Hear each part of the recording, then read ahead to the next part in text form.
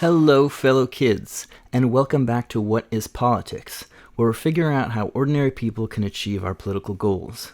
This will be the first Bleep Bloop edition, where we're talking about current events versus the usual political literacy and theory episodes. For the past 2 weeks, cities all over the United States have been on metaphorical and sometimes literal fire after the absolutely senseless murder of George Floyd by Minneapolis police sparked protests against police brutality and racism, which have since spread all across the world. And which makes this the perfect time to talk about bargaining power, and about why police seem to have so much of it that they can get away with literal murder over and over again. Thanks to these protests and the conditions surrounding them, Black Americans and poor people and everyone who wants police reform are in an unusual position of having tremendous bargaining power vis-a-vis government authorities right now, particularly in cities and states controlled by Democratic mayors and governors who depend on Black votes for their seats. And that means that now is the time to bring forth specific demands and to target specific politicians to implement those demands. Laws are a lot like contracts between citizens and the state, and massive protests and riots are a lot like labor strikes to improve labor contracts and get better working conditions and better pay. If you take countries that have laws that favor citizens, i.e. that have more freedoms and more public services, free healthcare, free education, good infrastructure, it's usually because ordinary people have flexed their bargaining power at some point in their history. For workers on strike, the bargaining leverage that they have is the money that bosses lose for every hour that they're not working. For citizens who want something from the government, our bargaining leverage is that we have votes and we cost money. Money that the government has to spend on paying phalanxes of riot police overtime to beat up protesters, and money that they have to spend to pay municipal workers to work overtime to clean up after the riots day after day, and money that they have to waste jailing everyone and pushing them through the court system, all of which blows a huge hole in ever-strange city and state budgets, and which makes life difficult for mayors and governors who have to make unpopular cuts to deal with that hole in the next budget. And this is happening during coronavirus, when budgets are already taking a major hit to begin with. Sometimes public opinion turns against protesters and reduces their bargaining power, and gives authorities more license to abuse them. But right now, for a whole variety of reasons, a surprisingly large segment of public opinion is on the side of the protesters. Newsweek reports that 74% of Americans either fully or partially approve of protesters burning down Minneapolis police stations. The Wall Street Journal reports that Americans are more troubled by the actions of police in the killing of George Floyd than by violence at some of the protests by a 2-to-1 margin. These are huge numbers, given how averse Americans normally are to property damage and how much they normally love the police. Police and the military are usually the top 2 or 3 most trusted institutions in polls in the United States among Republicans and Democrats. Compare that to the 2/3 of Americans who disapproved of Martin Luther King in 1966. And presumably these numbers are a lot higher for Democratic voters and Black voters than they are for other voters. And as we saw in the presidential primaries, Black voters make up a key voting constituency for Democratic politicians. Democrats can't win elections without Black voters. And they can't win elections without the white and other voters who sympathize with the Black people and the poor white people and everyone else who are being harassed and beaten and senselessly murdered by police on a continual basis. So on the one hand, the protests are costing mayors and governors zillions of dollars and blowing a hole in their budgets, which they would normally respond to by breaking everyone's heads in and locking everyone up. But on the other hand, they have to be really careful not to respond to these protests in a way that turns off Black voters and everyone who sympathizes with the protesters. This is why even the most cop-cowed and cop-loving Democratic mayors and governors are currently kissing protesters' asses, and renaming streets Black Lives Matter Avenue, and taking a knee in front of the cameras, and hugging protesters 3 seconds before imposing curfews and ordering the police to gas them and crack their heads open. Democratic mayors and governors are stuck between the cops and a hard place, which means that whether you know it or not, people who want police reform have them by the balls, which is incredible because it's usually the police who have them by the balls. One thing that isn't being talked about much is, why do police have so much power? Why do cops routinely murder and abuse Black and brown people, and poor white people, and mentally ill people on a regular basis, and get off without criminal penalties or serious consequences? And why do police departments have such inflated budgets? There are 2 main reasons for this. Number 1 is that municipal governments are enormously and increasingly dependent on all of the stupid fines and fees on top of fines that police run around collecting for them every time you sneeze the wrong way. big moneymakers and campaign donors in rich neighborhoods will get pissed off and retaliate against politicians if the police try to collect fines from them. So instead, police spend their time targeting poor, politically disorganized people. And if the police get pissed off at the mayor or the city council, for whatever reason, they can just tank a hole in the budget by slacking on collecting their precious fines and missing their quotas, or by just refusing to collect fines at all. A crucial part of this story, which isn't part of the conversation yet, is something that I mentioned in my short video about inequality. The wealthiest people and corporations in our society and all around the world have effectively used their bargaining power over the last 40 years or so to pay less and less in taxes as a percentage of their ever-exploding incomes. And as a result, there's not enough money in the system to pay for civilization. So like everyone is kissing New York Governor Mario Cuomo's ass for being such a hero at managing this COVID crisis. But what gets very little attention is how one of the main reasons why the situation in New York hospitals is such a shit show is that Cuomo has been slashing hospital and healthcare funding like the Grim Reaper on human wheat since he first got elected as governor in 2009, in order to help keep taxes down for his real estate and other donor pals. So even while the pandemic was at its peak in April, COVID hero Cuomo approved another $400 million in cuts to New York City hospitals for next year's budget. So when COVID comes back in the fall and winter, New York will be even less equipped to deal with it than it was this year.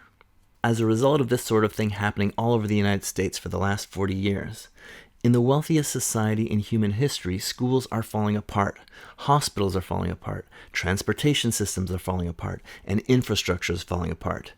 The money that used to be available for all of this stuff is just sloshing around in billionaires' investment portfolios and being used by corporations to buy back and inflate the prices of their own stocks. But while services get cut more and more each year, police budgets somehow keep going higher and higher. Like in LA, the mayor's original proposed budget for 2021 had cuts to almost all services, but a sweet 7% bump for the already enormous police budget. Why is police funding trending in the opposite direction of funding for everything else? Because on top of collecting revenue for cities, police also end up acting as a stopgap to replace disappearing social services. So for every $100 you cut from mental hospitals, you add $20 to the police budget because now they have to go beat up unmedicated schizophrenics who are yelling about 5G and Bill Gates at people on the streets. You cut $100 from schools, now you have giant class sizes of 45 kids who are totally neglected, and teachers can't pay attention to anyone who's having a hard time at school or at home. So you add $20 to police budgets to go beat up delinquent, neglected kids. You cut $100 from public housing, you add $20 to police to go shoot homeless people in the face with rubber bullets. You cut $100 from addiction services, you add $40 to police, because now there's more burglaries by crackheads and heroin addicts, on top of people overdosing who need to be roughed up by cops who show up when you call 911 about an overdose. And on till the break of dawn. And the more that services fall apart, the more expensive schools get, the more expensive healthcare gets, the more expensive rent and housing gets, and the poorer and more desperate people become, the more people tend to commit crimes to get by, and the more people also tend to commit petty crimes and self-destructive behavior out of resentment and nihilism, which means you need more police to go beat them up and choke them to death for buying cigarettes with a fake $20 bill. The more desperate people are, the more property owners need to be protected from them. The Real Deal, a real estate trade publication, in an article about the real estate sector's views of the protests, quotes Bernard Harcourt, a political science professor at Columbia University, who says, quote, "The whole function of our police system is to enforce private property. At a point in which 800 New York City residents were dying a day from COVID-19, there was no curfew. But break the Rolex window and you get a curfew. That is probably the most vivid illustration of the way in which policing is about private property." So all of this is why someone like Pete Buttigieg, who today is writing baby diarrhea pablum tweets about the importance of black lives and white humility, was cowering in his PJ Masks underoos letting racist police run rampant when he was a humble pablum-spewing small city mayor. And this is why New York City Mayor Bill de Blasio was still giving the NYPD a rim job and making excuses for an officer who drove a police car right into a group of protesters, even after de Blasio's black daughter was arrested and doxxed by police in retaliation for being at a protest, possibly as a direct insult to her arse-licking dad for not licking arse hard enough. And on top of this, police literally get away with murder because they have massive influence over the criminal justice system. Prosecutors depend almost entirely on police for evidence to get convictions. If you're a prosecutor and you decide to prosecute an officer who shot a homeless man in a wheelchair in the face with rubber bullets, the entire police force will have a man-baby tantrum and stop cooperating with you, and you won't get convictions and your career will be ruined. In Canada, where I am, 75% of judges are former prosecutors who come up in this kind of system. And in the US, many politicians with big ambitions also start off as prosecutors and attorney generals, and it really shows. And most likely, this is why Amy Klobuchar's team of prosecutor justice heroes declined to prosecute the cop who killed George Floyd back when he was involved in another pointless killing. And over the years, as this dynamic keeps getting worse, the only people who even want to run for office are people who are okay with presiding over declining cities and states, and who are okay with or even enthusiastic about out-of-control, abusive, racist, and bloated police forces, to the point of total lunacy, like our beautiful boy, Governor Cuomo in New York, who last year proposed a bill to spend $250 million per year on extra police to prevent $200 million a year of fare evasion for the crumbling, underfunded subway system that he never uses. And on top of all this, American politicians need to spend about 4 hours a day begging for money to get reelected. So for all of these reasons and more, a lot of people who get these jobs and rise up in the ranks are just the worst cowards and ass-kissers, and total narcissists and psychopaths, and two-faced sniveling lizard people. So you have people who are angry and want changes on one side, and you have this massively powerful, entitled army of He-Man baby roid rage police, and cop-fearing, cop-loving, psychopath lizard people politicians on the other side. And right now it's the protesters who have the leverage, because we have the votes, and we have enough public support from key constituencies, and because we're costing politicians money, and because politicians are afraid of us. Even Republican politicians who don't need black voters. Even Republican politicians who don't need black votes, and whose base tends not to sympathize with causes like police reform that are framed as black causes, are afraid of the protesters. And that's because they recognize that there's an economic dimension to the protests, which spills over into key voters that they need to win elections. Like white voters in economically destroyed Rust Belt states which elected Donald Trump in 2016. So while Republicans like Trump or senators like Tom Cotton and William Gates are calling for the army to come in and start shooting people to death and locking them up for years and years, The Hill reports that a growing number of GOP senators want the government to extend and augment unemployment benefits that are set to run out on tens of millions of people soon, because they, quote, fear that the wave of protests, riots, and other forms of social unrest that has rocked major cities around the country is linked to the bleak economic picture and that their majority is on the line. Unquote. After all, the government ordered shutdowns of businesses that led to tens of millions of people losing their jobs, and countless small businesses closing permanently, more than 100,000 in New York alone as of June. And then they offered up a relief package that was mostly a scam, which transferred enormous wartime levels of money from ordinary people to giant corporations, who will be well positioned to gobble up those shuttered small businesses and benefit from mass employment to keep their labor costs down, in a fast-forward version of the process that I outlined in my short video about inequality. Meanwhile, the government left workers and tenants in small shops in the dust with half-assed Swiss cheese full of holes assistance that doesn't even pay the rent in many cases, and which is about to run out. The history of uprisings and revolts across the world show that people rise up when they feel like they've been cheated out of something that they're entitled to, not when they're being oppressed.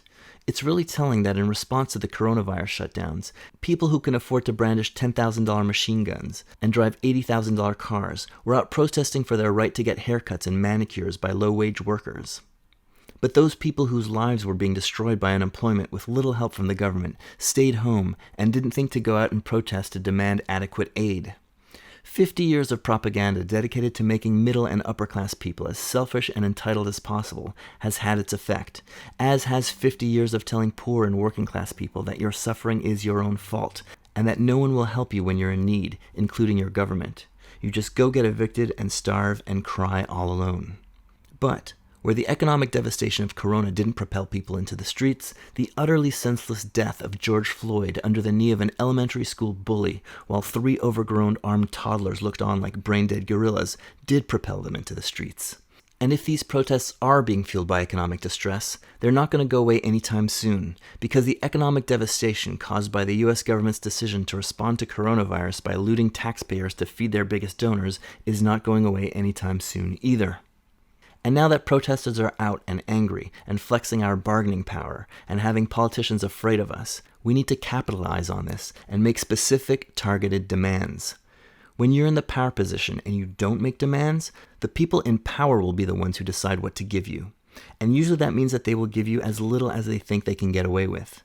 Usually that means the most superficial symbolic changes that don't fix anything. Firing a couple of cops, actually prosecuting and arresting some obviously guilty ones who got caught recently, taking down some KKK statues that should have been taken down in 1964, calling a street Black Lives Matter Avenue and taking a knee in front of a camera. And they'll hope that this placates enough people, so that enough people go home, so that they can arrest the rest of the protesters without too much fallout. After the Watts Riots, which broke out in LA in 1965, and which lasted for a few days after police injured a black pregnant woman, a commission produced a 100-page report that identified the root causes of the riots to be high unemployment, poor schools, and inferior living conditions that were endured by black Americans in the Watts neighborhood. Recommendations for addressing these problems included, quote, emergency literacy and preschool programs, improved police community ties, increased low-income housing, more job training projects, upgraded healthcare services, more efficient public transportation, and many more. Unquote. But nothing was ever implemented, because once the riots were over, the pressure to implement these things was over, while the pressure to keep taxes low and to not spend money on those types of programs never goes away. After the Rodney King riots, which erupted in Los Angeles in 1992, when 4 police officers who were caught on camera beating Rodney King unconscious were acquitted, another commission report was produced about how abusive and racist the LAPD were, and as a result, the head of the LAPD resigned. But nothing else changed. There were no demands made by the protesters. Protest over, problem solved for the authorities, who never stopped being under pressure from donors and lobbyists and police. Occupy Wall Street, which lasted for about 2 months in 2011, was a huge movement that started in New York City and spread across the world, and which had enormous popular support. It raised consciousness about a whole range of issues and problems with our economic and political systems, and it changed our political vocabulary and opened the door for the Bernie Sanders campaigns and a small revived socialist movement in the United States. But in practical terms, nothing happened. It scared Obama away from presenting some Wall Street-friendly legislation that he was planning to introduce at the time, but that happened silently without anyone noticing. No legislation was passed, or changed, or canned, because no demands were made. The occupiers were so insistent on circle-jerking themselves according to a very Americanized version of anarchism that insisted on being totally leaderless and doing everything by consensus, that even though they were able to organize food kitchens and street medics and newspapers and fundraising for various efforts, they couldn't get their act together enough to issue any specific demands. No proposals, no demands, no ultimatums, no results. The only pressure they exerted was the pressure of just being there, which wore off after a few weeks as people got bored enough that the New York City police could come in and arrest everyone in the park without much of a public outcry. When it comes to today's protests, the superficial empty gestures by authorities are already happening. Some charges laid against various murder cops, streets renamed, knees taken, speeches given, but the protests still go on. So now, even without specific demands, authorities are starting to put out small substantive changes. For example, there's a bipartisan bill at the federal level to get rid of the insane post-9/11 practice of giving extra military equipment to police forces. The state of Minnesota has filed human rights charges against the Minneapolis PD. City councilors in various cities are calling for different proposals to reform police. Calls are starting to come for actual changes to the way policing works, which black organizations and police reform movements have been calling for years, and ideas about ways to completely transform the nature of policing are coming together. For example, people are calling for defunding police, which doesn't mean abolishing the police or not giving the police enough resources to function. It means drastically reducing the role of police and limiting them to situations where having an armed macho man rush in is actually useful, while creating a new system of care professionals, social work, and mental health first responders to respond to emergencies where armed force is counterproductive.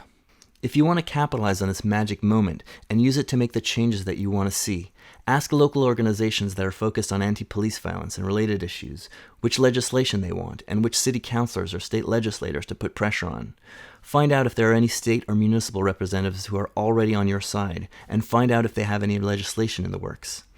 I recently helped organize about 120 tenants to go down to the borough council meeting in my city to demand specific legislation that we were proposing to stop rent evictions. And to our surprise, the borough mayor was like, Already on it, my dudes, and new bylaws that met 90% of what we were demanding were out and enforced within a few weeks. This stuff actually happens when you have sympathetic people in office, so make sure to get involved in local elections and fucking vote. There are many black and socialist representatives in city and state governments who are already very open to radical proposals for transforming the police. Find them and see what they're proposing and how you can help. Formulate specific demands and popularize them and push them. In 1883, in Germany, out of fear of a growing socialist movement and continual activism and organizing, conservative monarchist Otto von Bismarck instituted the world's first public health insurance system. In 1964, after years of carefully organized protests that built awareness and sympathy, and spontaneous riots that scared authorities, the first Civil Rights Act was passed, in part out of fear of more riots if it didn't pass. In 1968, after protests and riots erupted in black neighborhoods all across the U.S. in response to Martin Luther King's assassination, the Fair Housing part of the Civil Rights Act, which had been stalled and stuck in limbo for years, suddenly passed in just a few days.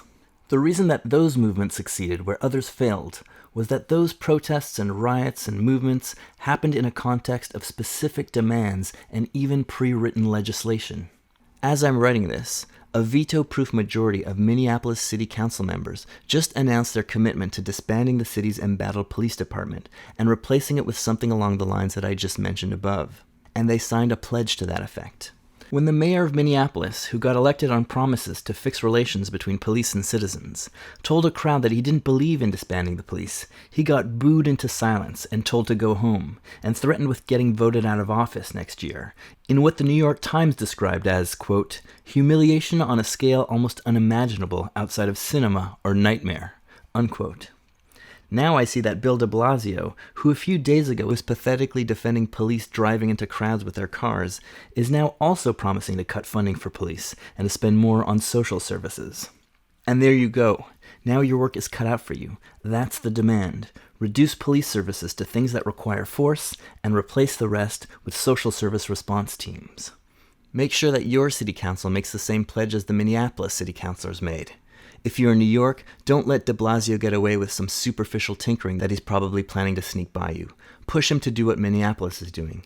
Make his public life hell until he complies. If you're in Minneapolis, make sure that your city council comes up with a good program. Stay on them. Work with them when they're good. Work against them when they're bad.